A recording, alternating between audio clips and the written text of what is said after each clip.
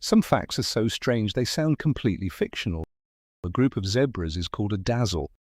Zebras have unique stripe patterns, meaning no two zebras have exactly the same pattern.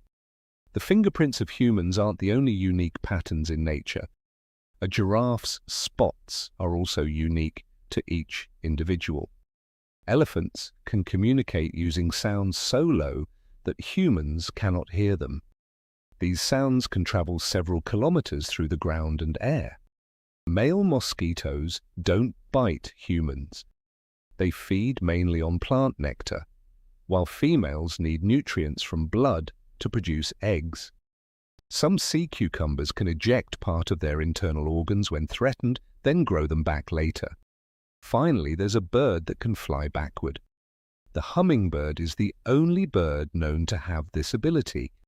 Nature is full of things that seem impossible. Which fact surprised you the most? Follow for more facts you didn't know.